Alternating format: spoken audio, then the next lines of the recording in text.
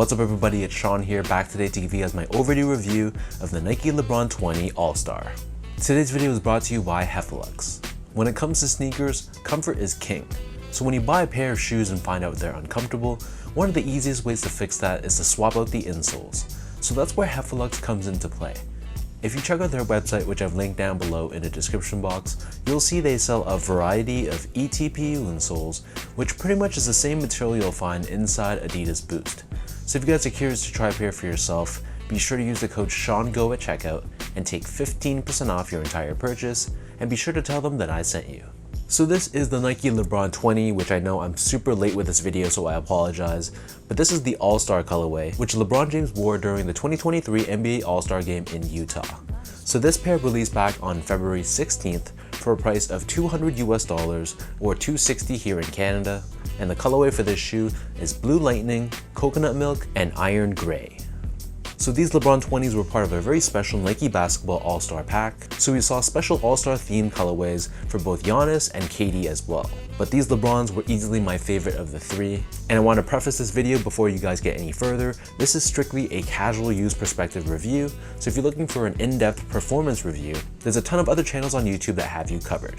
So for anyone sticking around for a more casual lifestyle perspective, thank you, much appreciated. Now let's get on with the rest of this review. So the Nike LeBron 20, I'm sure you guys know by now, is a pretty significant departure design-wise compared to past LeBron James signature sneakers. Instead of an overly heavy, bulky upper with a Max Air bottom, the LeBron 20 completely refreshes the LeBron signature line, giving us a much lower top model without that overly chunky visible air on the midsole. So you'll see the upper of this particular colorway is constructed out of this knitted material, which is durable yet flexible, and it kind of feels like burlap to the touch. So for this specific colorway, it's done in a mix of light blue and off-white, almost resembling clouds. Overlaid on the medial edge of the toe box, we have this synthetic overlay, and carved out of it, we have a bunch of LeBron James accomplishments during his long list of career NBA All-Star games. So you'll see the stitching itself is shaped like an X, so XX of course is Roman numerals for the number 20, which was a nice touch. Circling around where the tongue is, we have this gray colored piping, and then where the eyelets are, this is constructed out of a blue colored leather, which feels like nubuck to the touch, and it was nice that Nike actually gave us genuine leather here, compared to some of the other colorways where they use more of a synthetic material. And then lasered out on this leather, we have the Roman numerals for 2023. Stitched on top of the lateral side of the shoe, instead of the typical swooshes which face forward, for this All-Star Game colorway, the two swooshes on this side face backwards, so it almost has like a Travis Scott vibe to it. And in this case, both swooshes are constructed out of synthetic leather. And when you compare this to the medial side, the swoosh here feels like it's crafted out of genuine leather and is done in a pale lime green color instead.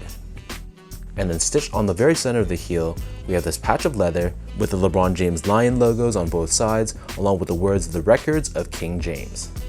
And then the top of the heel is covered in more of that blue colored nubuck-like material as well.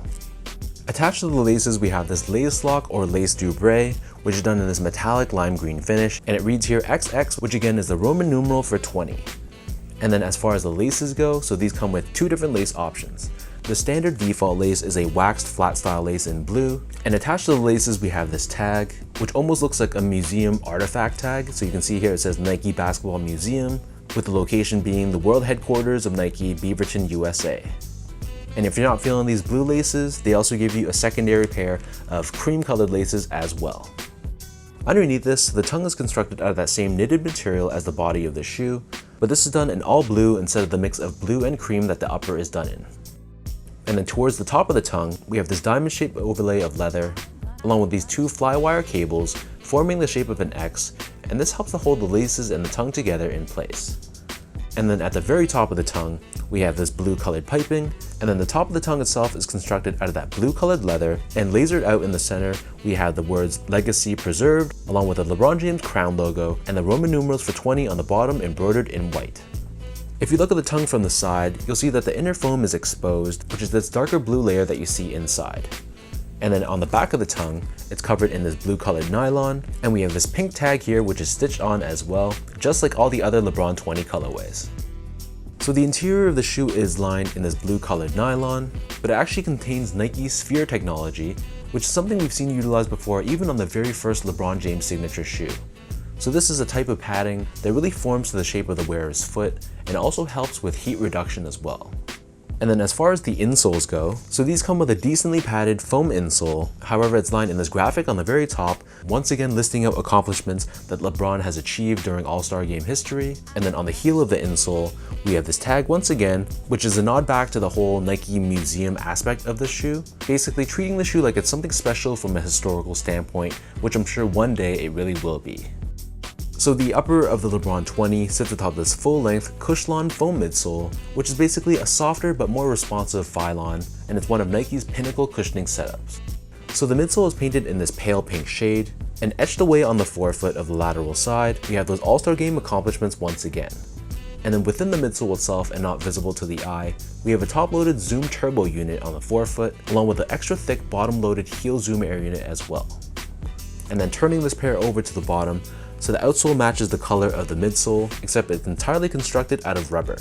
So we have this very intricate looking design pattern for the traction, instead of a more traditional herringbone style for example. And on the heel of the outsole, we have the LeBron James Dunkman logo done in that same lime green color. And right in the middle you can see this diamond shaped cutout.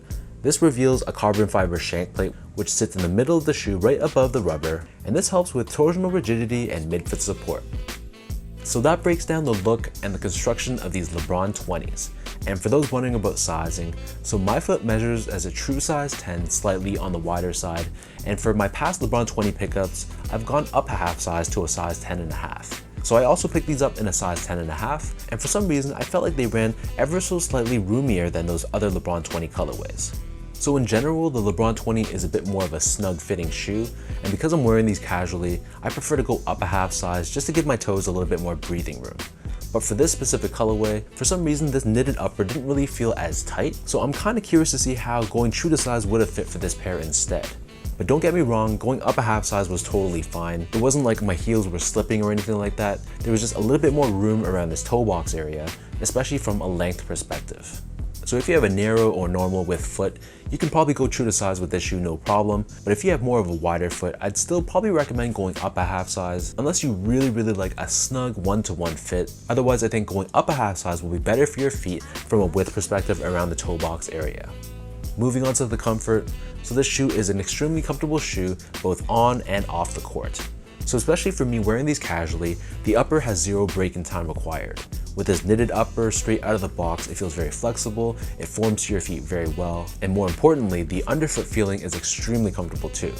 So we have this full-length Cushlon, and we have Zoom Air both underneath the forefoot and the heel, which you can immediately feel right when you take them out of the box. So even just running errands in these, walking around in the mall for example, you can feel a ton of that squishiness and that bounce back of the Zoom Air. And I know wearing basketball shoes casually isn't really in these days, but call me old-fashioned, I think this is definitely a shoe that can be pulled off on the streets and also on the courts too. Finally, in terms of the overall quality and the craftsmanship, so first off, material quality, I thought this was a step above some of the other LeBron 20 colorways that I've picked up. So it actually utilizes genuine leather throughout the upper, which was a nice surprise. But of course, being a performance-oriented basketball sneaker, they still had to incorporate synthetic materials as well, but I thought it was a nice balance of both. And from a build and craftsmanship standpoint, I thought it was pretty solid. I didn't really notice any flaws whatsoever. There was no snags on the knitted upper, and the stitch job I thought was really good. No glue stains as well. So at the end of the day, I really had no complaints about this pair.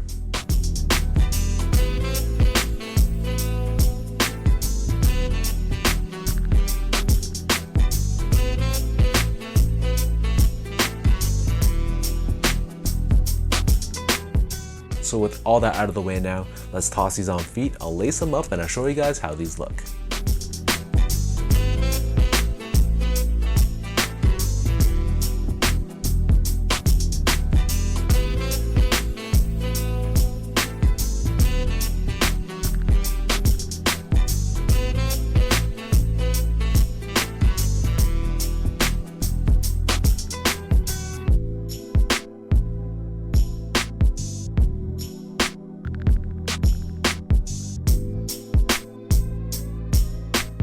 I know now in 2023, we are so far removed from the heyday of Nike basketball, when those All-Star Game packs were one of the most anticipated releases of the entire year. But I gotta say, Nike basketball did a very solid job with this year's pack. Especially with the KD 15 and these LeBron 20s, I really like both of those colorways. And the way they designed this shoe, I think it works so well both as a basketball shoe, but also as a lifestyle shoe as well. So I've said this in all my LeBron 20 videos, but I'm very excited and I'm such a big fan of the LeBron 20 silhouette, and this is just a really nice colorway that I was very happy to add to my collection. It's going to be a great pair to wear in the summer. With this loud blue shade, it's going to turn a lot of heads. So this is definitely a keeper for my collection. So let me know in the comment section down below what you guys think about these LeBron 20s and this All-Star colorway. What are your overall thoughts on this pair?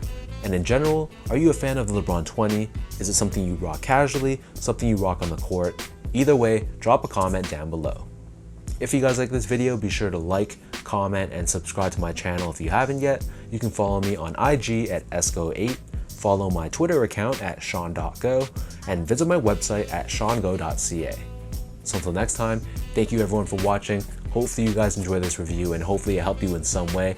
Apologies once again for the super delayed review. It took me a while to finally get my hands on this pair, so that's why my review is coming in so late.